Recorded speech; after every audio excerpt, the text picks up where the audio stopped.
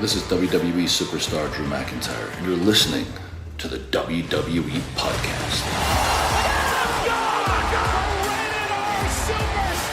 The champ is the one that everybody wants, me. Let's go to WrestleMania. Claymore! Austin 316 says I just whipped your ass. This is my iron. You're gonna acknowledge me. Well, let's talk Monday Night Raw, everybody, as the Elimination Chamber comes to us in just a few days from Toronto, which is shaping up to be a hell of a PLE. The final PLE before WrestleMania. Crazy that we're already talking about that. Does it not just feel like we saw Cody Rhodes win at WrestleMania 40? How the hell has it been almost a year? It doesn't seem possible. But here we are, nearly a year later. Except this time, Cody's not trying to capture the belt. He's going to defend it. And The Rock seemingly is going to have some role in that. It doesn't look like it's going to be a match. It looks like it's going to be some kind of decision. Is it a heel turn by Cody? Is it somebody align with The Rock and turn heel to take out Cody? It remains to be seen. I will say this about Cody's run, and I already talked extensively about The Rock and his just unnecessarily long, confusing story and too long of a segment of SmackDown and how he thinks it's a special place that we're not talking about matches, which is ridiculous. However, taking a different approach here, Cody needs a shakeup. I think his character needs a shakeup. Even those of you that supported Cody from day one back in WWE when he returned, back at WrestleMania 38 against Seth Rollins. So we're talking about 3 years ago now. Those of you that loved him since that point, even those of you that are out there, I think would probably agree with me that there is some kind of change that needs to be made to his character, some shakeup. He feels flat, repetitive, very manufactured. Now, to me, he's felt like this all along, but even those of you that have loved Cody and loved his run for whatever reason have to start to admit to yourselves that something needs to change now with Cody. We've seen enough suits. We've seen enough very pandering promos. We've seen the hair dye. All of it. He essentially hasn't changed at all in 3 years. I think it's time to rock the boat a little bit with his character. And perhaps the Rock storyline is what this is going to end up doing. I hope for one it is. I hope for one it is a heel turn for Cody. Because if it is, you might have me on board for supporting Cody Rhodes. So, I don't know if that's what it's leaning to. Could it lead to John Cena aligning with The Rock? That's been floated out there. We'll have to see. All right, but there's something that needs to change with Cody's character, and we'll talk about that segment. And Seth Rollins confronting Cody Rhodes on Raw. We'll talk about that. It was very much the Logan Paul show on Monday Night Raw. They seem to be investing a lot of time in Logan Paul. Yes, it's one episode of Raw, but I think since Logan Paul has dipped his toe in and now seemingly dove headfirst into being a WWE star, this may have been the most on-air minutes in a single show that he's gotten. From backstage interactions with AJ Styles, obviously the in-ring segment with CM Punk. He interacted with somebody else, and I can't remember who it was backstage. But they're really diving into Logan Paul here, and you know what? Why not? Logan Paul, for all of his personal flaws, fits the bill of exactly what WWE is looking for. He's young, check. He is bigger than the average man, so he's the larger-than-life body. Although, yeah, he's not a bodybuilder like Ultimate Warrior or Triple H in his prime, but he's bigger than the average man, check. He's got a massive social media following, check. He can do things in the ring that he has no business being able to do at this point in his career. So he's picked this business up faster than Kurt Angle has, which is impossible. Check. He's safe in the ring. He hasn't hurt himself, or he has hurt himself, but he hasn't hurt anybody that I know of in the ring, so he's a safe worker. Check. He has shown that he is growing on a weekly basis. His comfortability on camera, who he is as a character, is growing, not very quickly, but steps. Check. This dude has all the tools. Love him or hate him, and people react to him. So I think he is a good investment, to perhaps great investment by WWE. He very well could be a world or WWE champion in the next one year, 18 months, dare I say. Easily. Now, it depends on what other stories are going on, or story arcs that need to be closed out, of course.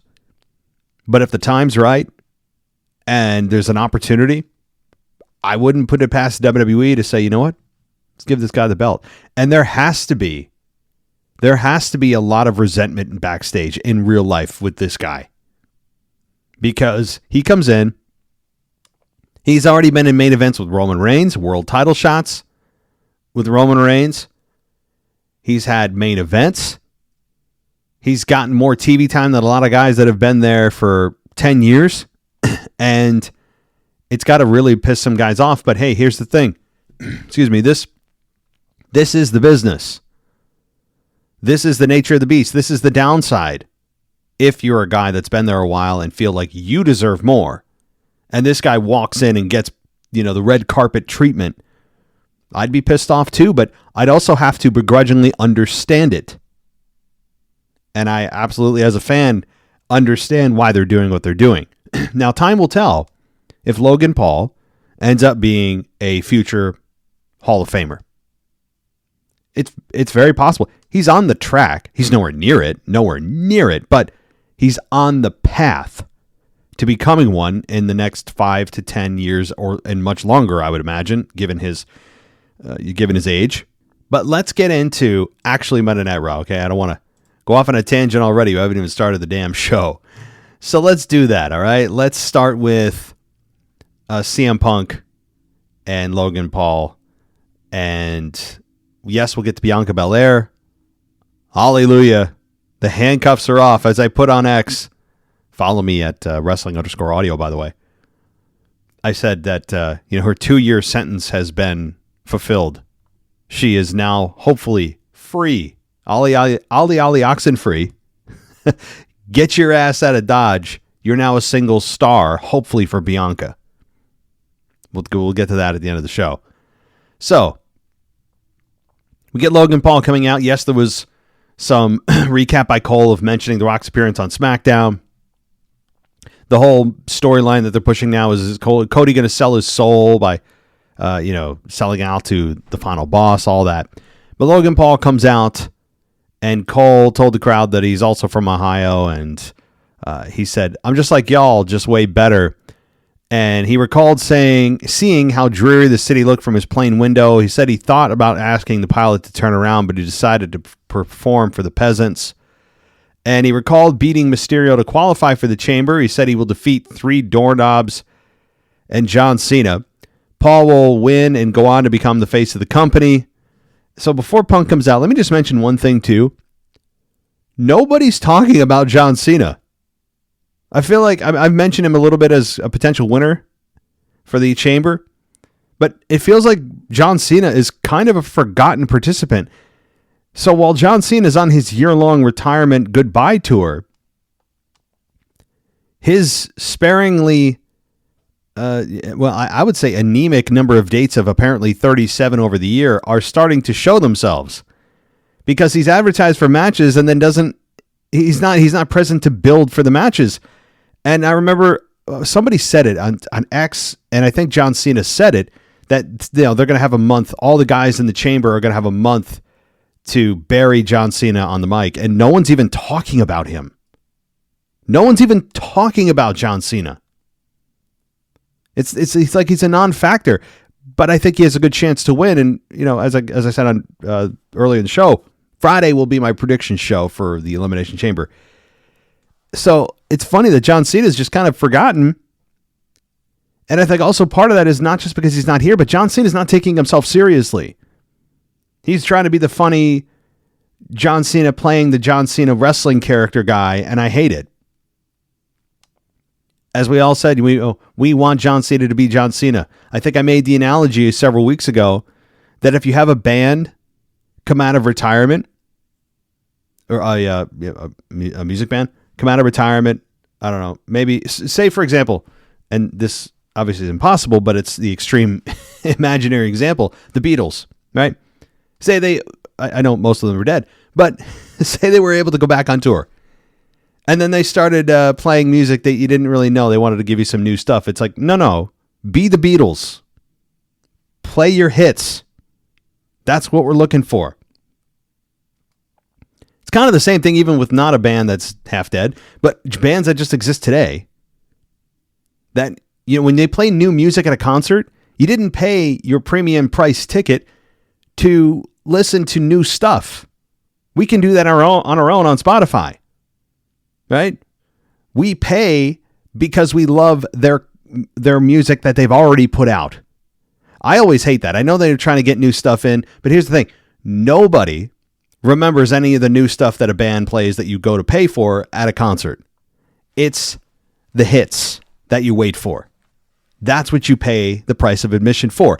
And to bring it back to John Cena, I would like John Cena to be John Cena. Invest. He's not invested. You could tell he's kind of tongue-in-cheek doing this. I know we're 2+ months, almost 3 months into his run now. I've really found him to be a little bit off-putting.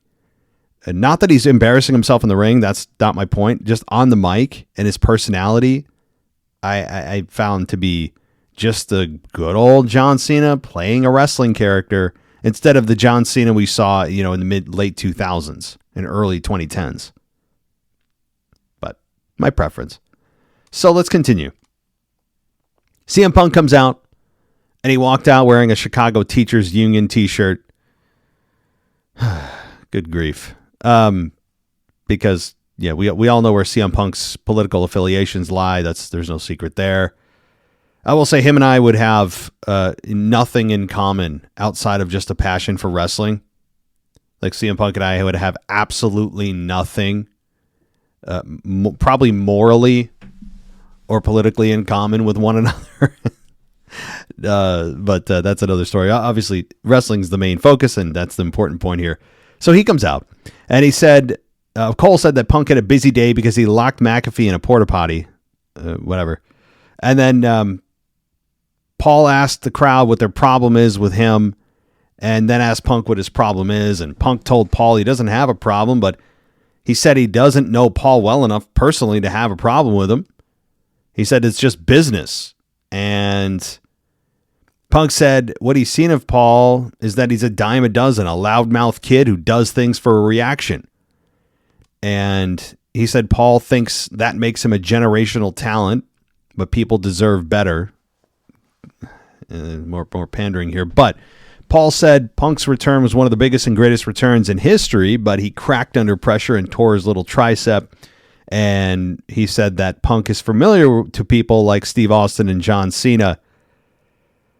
And Paul said it's only a matter of time before the fans are chanting his name. And then CM Punk said that there's a lot Paul got wrong, but he was right about the names he mentioned. Punk said he, Austin, and Cena are legends who have made history, and said Paul is barely a flash in the pan, and he won't be around long enough for fans to remember who he is. He told Paul that he'll eliminate him from the chamber as a receipt for Paul eliminating him for the Royal Rumble, and then Punk said he'll go on to beat Cody Rhodes at WrestleMania, and said he doesn't care if Cody Rhodes thinks he has to sell his soul to beat him. Punk said that in this business, he is Satan himself, whereas Paul is a nobody. And that's when Paul slapped Punk and then ran out from the ring quickly. And so, fine. I think that this was a effective segment to give Logan Paul, again, more premium airtime. There's an investment here on WWE's part, and it feels like Logan Paul is delivering. He is.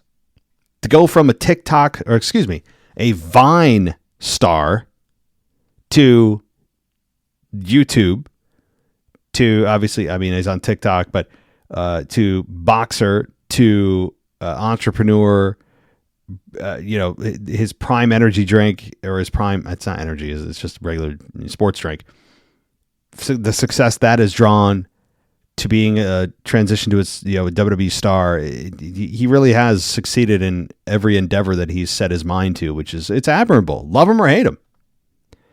Now, here's the one thing that I'm concerned about for WrestleMania, and I know many of you are as well.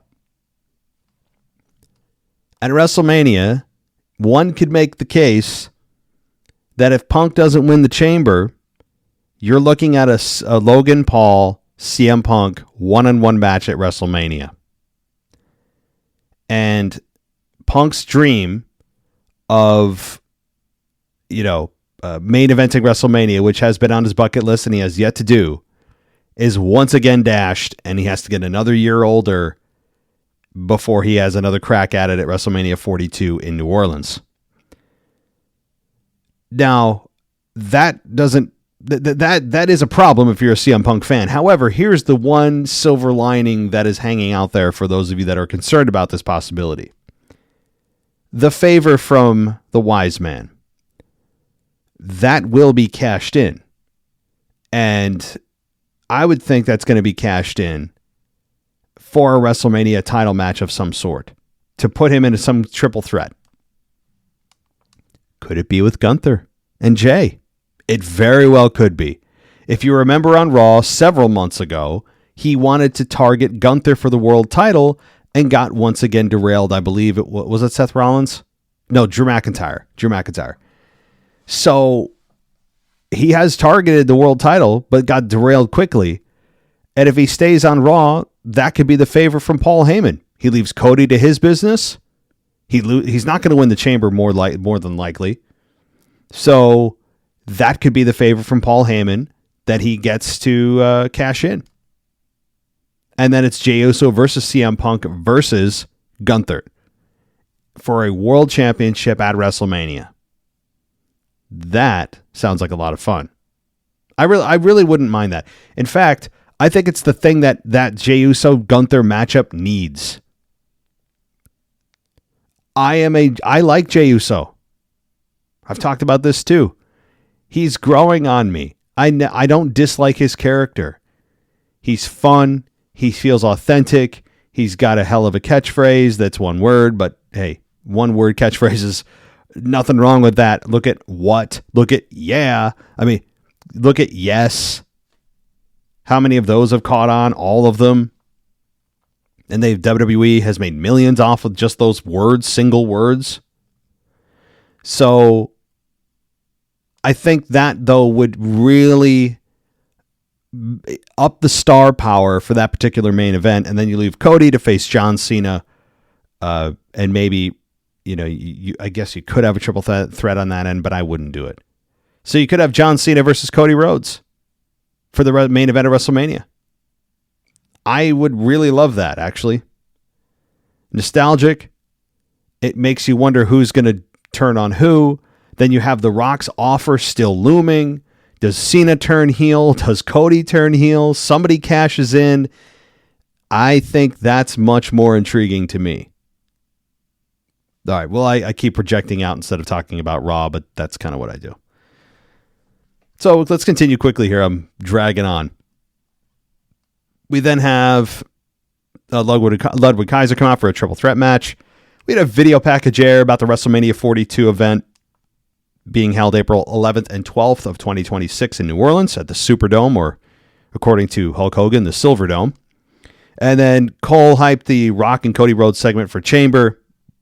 And we then have Penta versus Kaiser versus Dunn in a triple threat. Fun. This is fun, but I wish it wasn't just 9 minutes. This is, right now it's the Penta show. This is all about Penta, who's not going to take a loss, maybe even until past WrestleMania. But Kaiser gets the victory here. He gets the victory by pinning Pete Dunne from a DDT. I love that a DDT ended the match. I love it.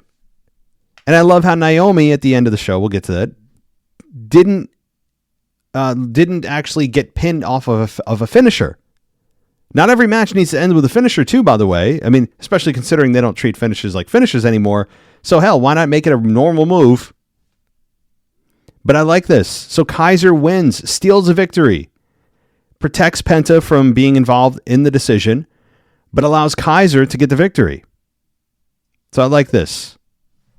So this now, what does this mean? This was just a triple threat for triple threat's sake, which is, again, probably why Kaiser won, but it also put him back in the winning ways. Kaiser needed some momentum, for God's sakes. So maybe it puts him in the IC title picture, or at least, in the discussion. So we have Rhea Ripley interviewed by Jackie Redmond. Rhea spoke about defending her title against Io on next week's Raw. She said it's been nearly 5 years since she's faced Sky, and said she's become the most dominant woman in WWE since they last met. And she spoke of beating top names, and said she will have to add Sky's name to that list. And then Sky showed up, stood next to Jackie Redmond, and said she would beat Ripley again and go on to WrestleMania as the women's world champion. Short, effective, to the point. If you haven't also heard, WWE 2K25 coming out March 14th, I think, March 14th, which is a Friday. You can always, of course, purchase the premium version or the Bloodline version, whatever it is, for $454. I think it's what it is. I'll be honest, I think it's like $120 or something. I remember when video games were just one version and you had to wait in line at what's the game? What's that name? GameStop, which still exists, obviously, but stand in line and you'd wait for that shipment. Some people would even wait overnight or get there super early in the morning for them to come in, and you'd hope you get your copy. I remember obviously that with Halo when I had I think almost every system other than GameCube. I never had GameCube. Never did it for me. But when you had any of those big games come out, it was so much more fun than just, here's a digital copy. You just go into the store. That experience of going to a store and physically picking up a game, while you can still do it, it's lost its spark. Those days, unfortunately, will never be here again because everything is digital. You're not going to go backwards to physical copies of anything now. So I'm sure some of you out there can probably relate to this. If you grew up in the 80s, especially, if you're a 90s kid like myself, or even a 2000s kid, you should remember physical game copies that you would go to the store to pick up. And there was no Amazon. I still like my physical copies. I even put a disc drive on my PS5 Pro because I like physical disc copies still. I'm old school like that, but I don't think that the experience is the same anymore. Going into a store and just digitally paying for it. It's convenient, no doubt about it. But there's something special about it that's missing today. And so now you get several versions of the game, several tiers of the game, which are, of course, all designed to just suck more money out of you, to maximize the amount of money you spend. So anyway, they were all even the new games back then were $70, $60, $70. Some of them were as high. There might have been like a $75 or $80 game. But generally, if it's new, is anywhere from 60 to 70 or $75. And that always hurt. But the experience has changed. What I was going to say, one thing about this that sparked my conversation about retro gaming is that Rhea Ripley has so much wanted to say that, or so much wanted to compete in the men's division. She's been very vocal about it. Well, now she gets to in WWE 2K25 because 2K25 is allowing intergender matches. So there's that. And I'm sure Rhea Ripley, who prescribes to a certain political view, would say, hey, there's not really any difference between the genders anyway. If you just say you're one, then you are one. So whatever gender you want to be that day, well, guess what? You got your wish. So I'm gonna put Braun Breaker in there versus Rhea Ripley. How about that? That seems fair, right? Because we're all even. Everybody's the same. You can just be anything you want to be, right? Just by declaring it. Just like Michael Scott in The Office, you just declare it, and you are it. So anyway, let's continue. So we got footage of the Road Dogg's appearance on WWE, the FLG show, which is getting kind of interesting. I've seen clips of it and people trying to cut promos in front of The Undertaker and Booker T and Mickey James. And it's kind of interesting seeing people fall, and Bully Ray, Bubba Ray Dudley. People who are just, embarrassing themselves in front of legends. It's hard to watch sometimes, but it's also entertaining as hell. It's kind of like Tough Enough, but I would recommend you check it out. So anyway, we get New Day, Kofi and Xavier coming out, and we have Kingston thanking the fans for thanking them for coming, and he said, "Y'all should thank God that we're here." And that's when the LWO music hit, and they took on Cruz del Toro and Joaquin Wilde took on Kofi and Xavier. This match was quick, 5.5 minutes, with Kofi and Xavier getting the victory after they hit a combo move. I can't remember what the name of it was, but to get the victory. After the match, though, Kingston and Woods then beat down Del Toro. Dragon Lee comes out and got the better of Woods until distraction by Kingston. And then Kingston and Woods hit a double powerbomb on Lee. So good heat for Kingston and Woods that need more heat. Is this leading to a Big E return? Where is it? I don't know. We're all waiting for a Big E return. Is it going to happen? Maybe Chamber. We'll see. Or maybe the weeks before WrestleMania, or not at all. It'd be very disappointing. How crappy would that be if all this turn by New Day, which I 100% support, if it really just kind of had no long-term plan, it was just kind of like, yeah, you guys should probably turn heel. We'll tease Big E and get some heat off Big E, but we're not actually going to bring Big E back for a match, right?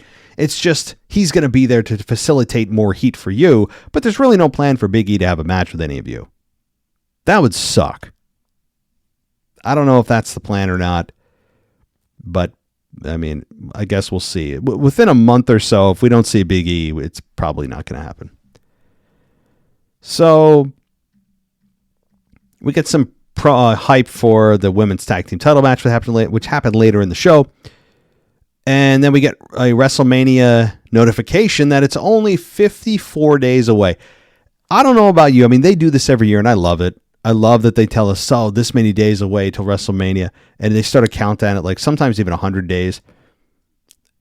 There's no countdown in the world that goes faster than a WrestleMania countdown. I swear.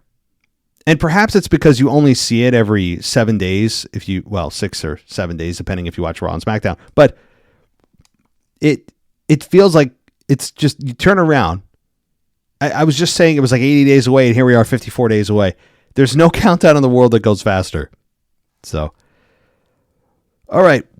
We then get Gunther standing in the ring with his title belt, and he was cutting a promo. He said he was initially down on the idea of facing Jay at WrestleMania, but he's warming up to the idea of embarrassing the clown on the biggest stage of them all. He said he took the WrestleMania spirit to Adam Pearce and offered to wrestle. And Gunther said he opened the gate for the chance of a lifetime to his hand-picked opponent, Akira Tozawa. And the fans kind of groaned, and that's when Tozawa's music hit. He comes out with Otis and Maxine Dupree. And once Tozawa was in the ring, he told him he handpicked him because he saw him doing a weird TikTok dance when he arrived. And Gunther said it bothered him. He said they have some things in common in that they moved to the United States to get in the best shape of their life to prove they belong. Gunther took issue with Tozawa pleasing the fans and said he's making the wrong choices just like Jey Uso. And he recalled Pat McAfee saying, "One night only and anything could happen." And Gunther told Tozawa he could earn his respect. And he shoved Tozawa, and that's when the match happened between these two. Non-title, obviously. Unfortunately, it was a fast match. It should be, but also, it would have been nice to give Tozawa a little, 5 minutes instead of 2.5. But Tozawa did get a little bit of offense here. He countered into a sunset flip for a 2 count. He went up, dove at Gunther, but he got caught and put him in a Boston Crab. He broke the hold, and then Gunther let Tozawa chop him twice, and that's kind of when it went downhill, and bam, powerbomb in 1, 2, 3. And then after the match, Gunther went after Tozawa, but Otis entered the ring for the save, and Gunther shoved Otis twice, and Otis ripped his shirt off, and that's when Gunther fled the ring, and Otis checked on Tozawa. And then Gunther comes back in from behind, puts him in a sleeper hold. Jey Uso comes out, and Gunther left the ring as Jey entered, and that was that. So I enjoyed this, despite the fact that it was a squash match for all intents and purposes for Gunther. That was fine. Gunther needs to reassert himself as that dominant figure. He needs to be that killer that's a heel that doesn't cheat to win and doesn't need to. That's the key. Not all heels need to cheat to win. Can I say it louder? Generally, you have heels cheat to win, but Gunther shouldn't have to. He's a different breed of heel, much like Drew McIntyre. And right now, Gunther reestablishing himself, at least for one night, as a killer heel, dominant, was the right step here. And I think they should continue to do that. Now, Gunther is probably going to end up facing Otis next week or the week after, and he'll beat Otis. And for what it's worth, in regards to Otis, how many times do people need to shove Otis for him to do something? Slap him, humiliate him. Otis has the highest tolerance of anyone I've seen when it comes to humiliation on national television. When it comes to just being humiliated, I mean, he has the highest tolerance I've ever seen out of any wrestler in the world. Think about what Chad Gable did to him, trying to make him, basically his little minion, slapping him, pushing him, shoving him, doing his bidding, berating him on national television. And all we got from the payoff was a simple shove by Otis. That's it, before Chad Gable was killed by the Wyatt Six, who have also kind of fallen off the face of the earth. Alexa Bliss may resurrect them, but, I mean, you talk about the Wyatt Six just going away, not just off television, but from people's minds. But my point is, why does Otis need to be... I want Otis to snap. Why does he need to juke and jive to get amped up? Just punch the guy. So I don't know. He's too much of a lovable teddy bear at this point. He needs to have more of a short fuse. Oh boy. But it's minor complaint. To an otherwise effective segment that did exactly what it needed to do to assert Gunther's dominance. Yes, over Akira Tozawa, but still seeing him that dominant, and to get the fans riled up for Jey. He comes in as the hero, trying to do the right thing, and it was effective on all levels. All right, let's talk now about Lyra Valkyria versus Dakota Kai for the Women's Intercontinental Championship. 7.5 minutes with Lyra Valkyria winning. Here's the finish. Valkyria hits a superplex and then held the back of her head and pounded the mat twice. And later, Valkyria jumped from the middle rope and was super kicked by Kai, who followed up with a big boot in the corner. And then Dakota Kai hit a destroyer into a backbreaker for a near fall. And Valkyria comes back, hits the Nightwing for the victory. So both women, it was kind of good match, solid match. Afterwards, Valkyria hugged Dakota Kai, who rolled out of the ring, headed to the back. And Ivy Nile, though, comes out and sent Kai into the barricade.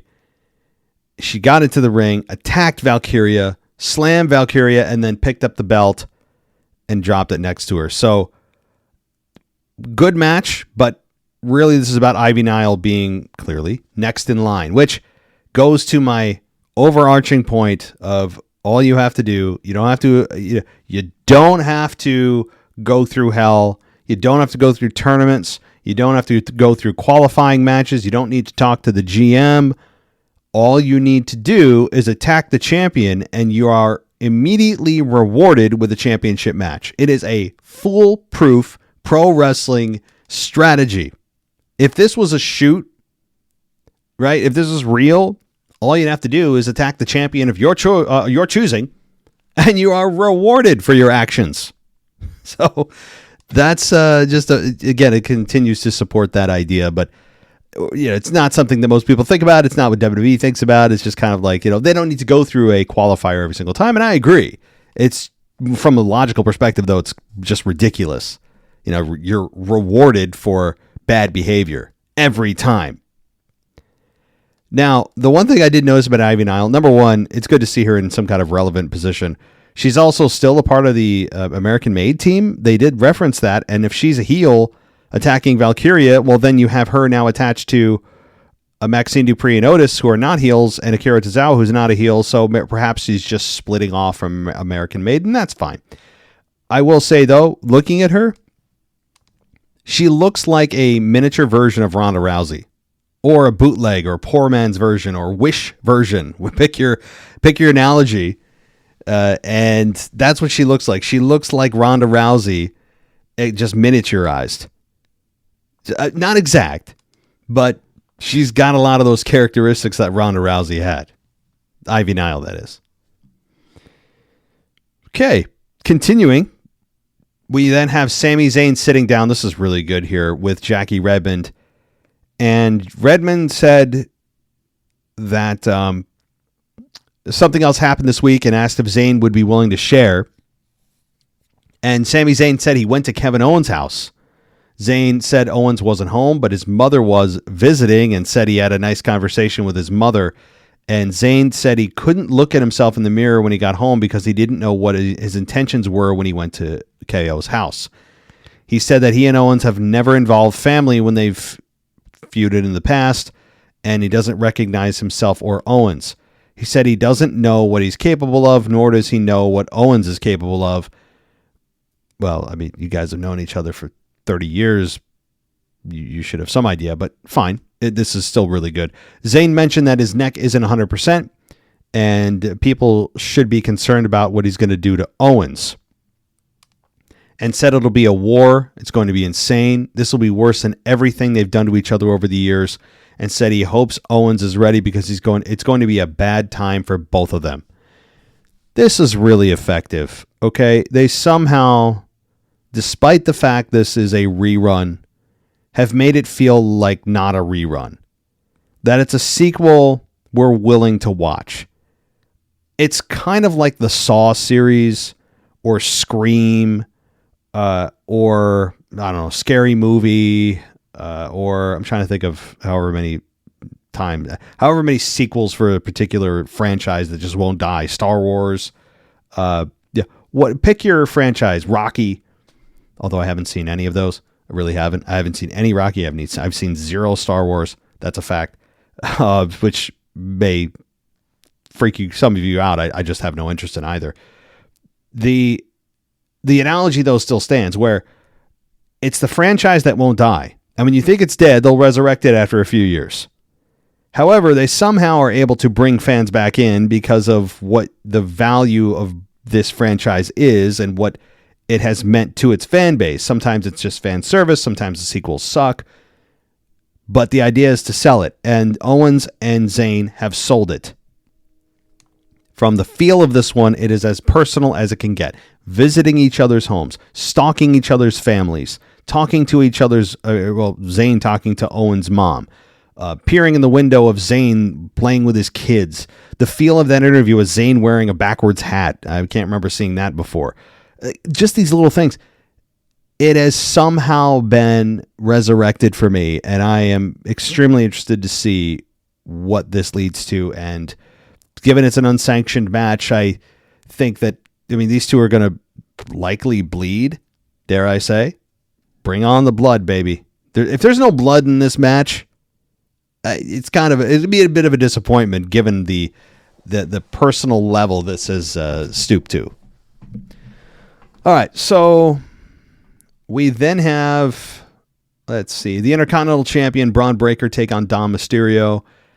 quick match with Breakker beating Mysterio by DQ in 3.5 minutes because of Balor and Carlito, who pulled Breakker to the floor while he was about to spear Dom. That clearly caused a disqualification. Referee calls for the bell. And then Judgment Day is beating down Breakker.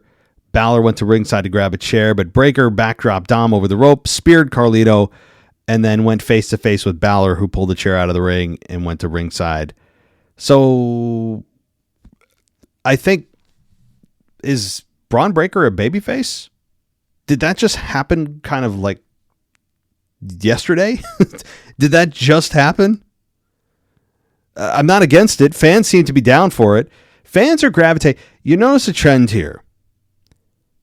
You notice that Jacob Fatu, who was brought into a heel group, fans quickly grabbed onto him and said, we see something here, are doing the same thing, although to a little bit of a lesser degree with Braun Breaker, but same nature here.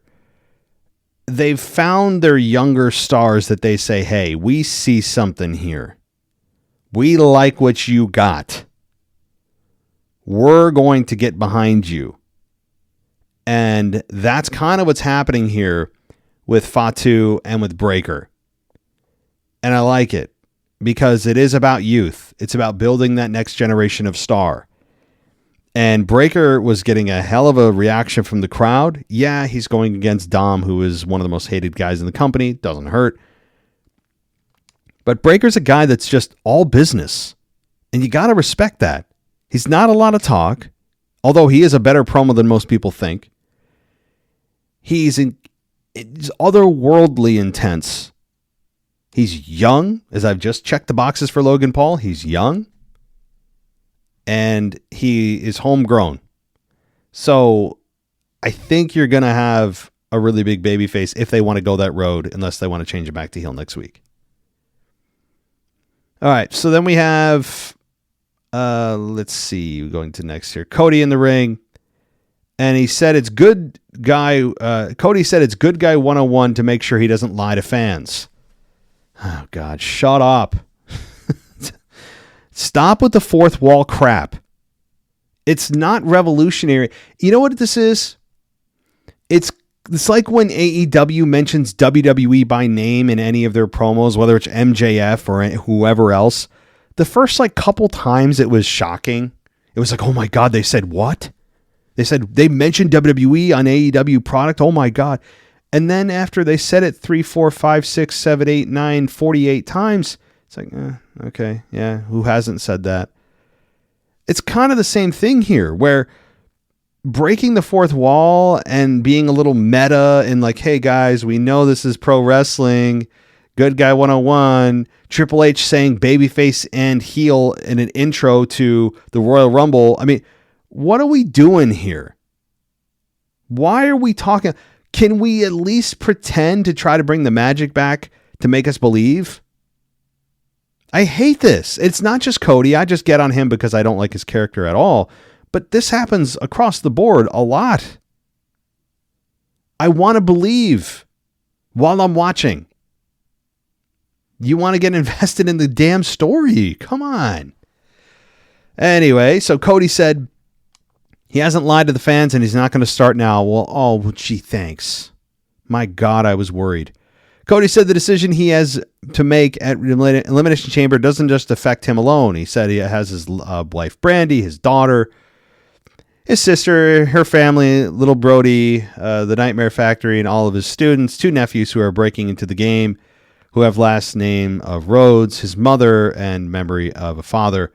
He said his father worked in... Oh, God, here we effing go. Oh, my God. We're talking about Daddy again. And blah, blah, blah. We're scratching, fighting, clawing. Oh, my God. Yeah. And then Seth Rollins mercifully comes out. I've never been so happy to hear Seth Rollins' music. And he's wearing a maroon outfit again. Can Seth Rollins just find an outfit and just stick with it? Can we please? Can we all just petition that? So he was in the ring, and then he said, for the first time in nearly a year, they have, this is the first time he's been in the ring with him since WrestleMania 40. And Rollins said he would love to welcome him back to his show and congratulate him on the year as champion, but he can't wait to face him at WrestleMania.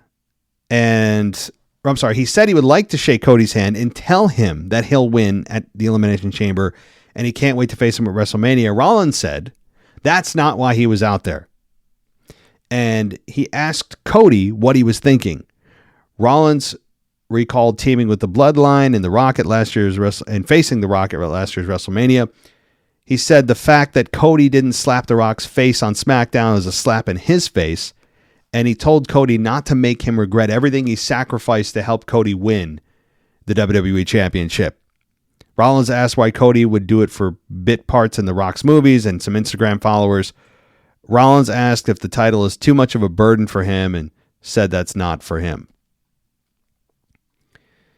Cody said he wished the conversation was going differently and said his first chance to speak with Rollins would be laced with gratitude, but Rollins sounded judgmental.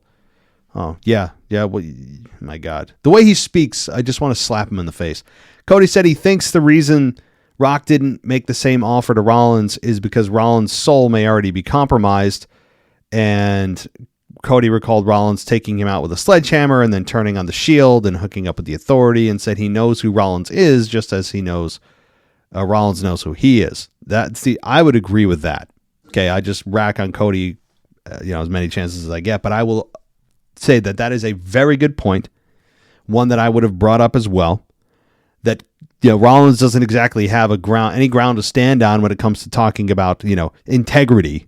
Okay, given that Seth Rollins is one of his most famous, infamous moments is turning on the Shield and dissolving the Shield. But Cody said Rollins helped him achieve his biggest dream, and he did it on one leg and was the MVP of WrestleMania 40. And Rollins said he wasn't there to judge Cody. He said maybe in some way he was there to protect Cody from making the mistake that he made all those years ago, and said he's been instilled with hate lately, and sometimes it's pointed in the right direction at guys like Roman and Punk, and sometimes, he said he doesn't want to hate Cody. Rollins said he wants to win the Chamber and then face the man who beat him at WrestleMania 38 and then took him to the limit at the Hell in a Cell with one arm, and said he wants to face a man who helped him win the title last year. So we didn't get any kind of definitive answer from Cody, which is fine when you're not supposed to. We'll get a major step this coming Saturday.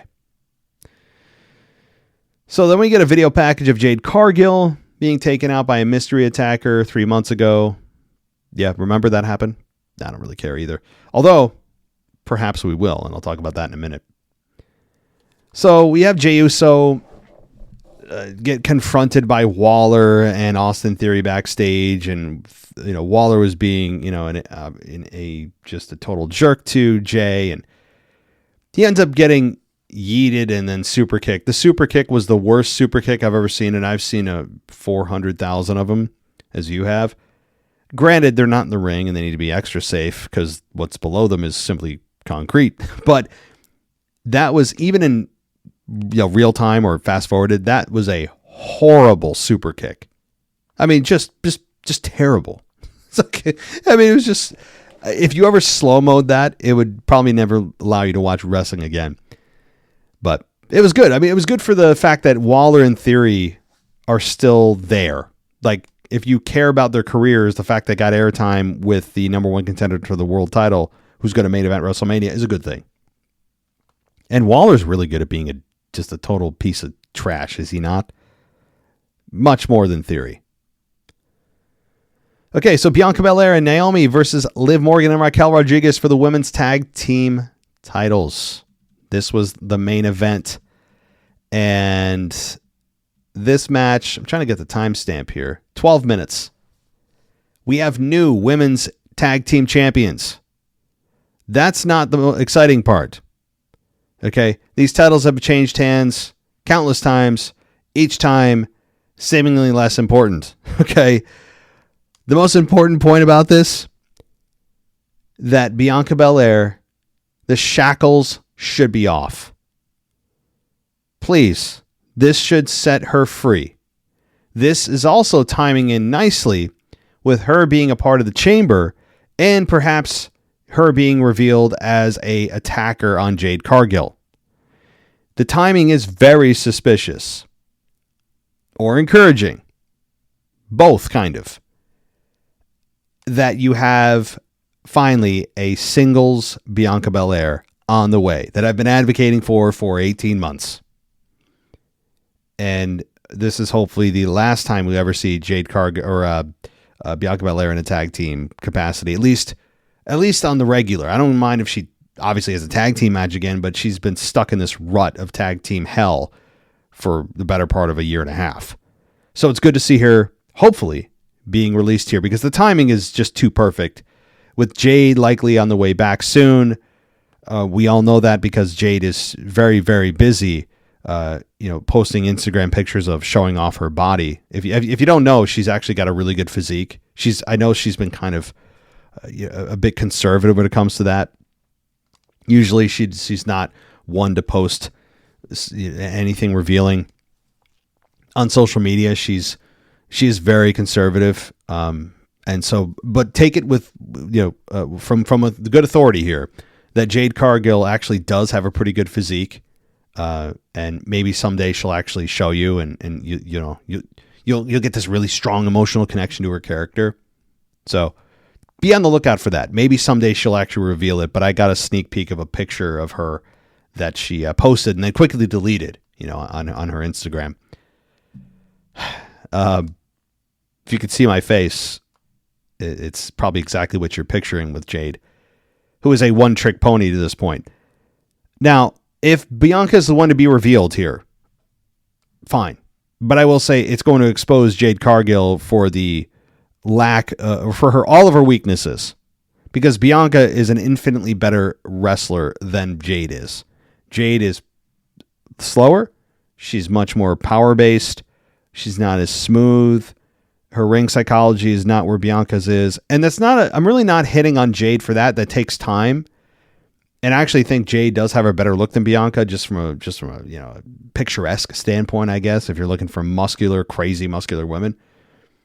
But I will say, if it is Bianca and they want to put Jade in, finally put her in a singles program, she's going to be exposed, man. The match, I would say, with Bianca and Jade, it's going to last like 3 minutes. It's going to be a Goldberg special. And I may be exaggerating a bit. It'd probably be 5 to 6 minutes tops. But if they go any longer, Jade's going to be exposed unless she has gone through some kind of transformation or she has not shown what she really knows in the ring. It's going to be short and to the point so they don't expose her weaknesses. Now, if this is not why Bianca's being released of the prison and hell of the tag team division, then it could be that she's going to win the chamber and face Rhea Ripley. That, to me, is infinitely more intriguing than Jade versus Bianca. So hopefully that's the road they're going. They just took the shackles off of Bianca in order for her to be freed up to win the chamber and then challenge Rhea Ripley. That is what I'm really, really hoping for. So, other than that, I don't know what to say, but the match was good, and it ended with Naomi getting kicked into the turnbuckle and then just flopped onto the mat, and she lost the match. She got pinned. I like that. This is that was good. A finish did not win the match. That was good. And Liv and Raquel can go on to WrestleMania to defend those tag team titles. Those beloved women's tag team titles. Those prestigious, those valuable tag team titles.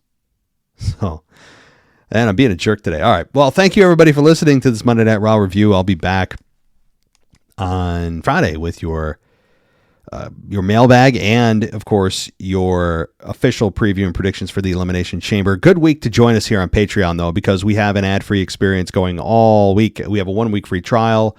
If you want to join us, we have a Discord server for exclusively for Patreon members. So if you want to get an ad-free experience to all of our shows, patreon.com/WWE podcast. You can also go to Apple Podcasts and get an ad-free experience as well. And I know a lot of you listen on Spotify as well. There should be an ad-free button there, I believe, for our show. So that'll do it. Thank you, everybody, for listening. It's Chamber Week. Lots to talk about before and especially after So I'll talk to you in a few days. Take care. Thanks for listening to the WWE Podcast. Don't forget to subscribe on your favorite podcast app so you don't miss a show, or head to WWEpodcast.com.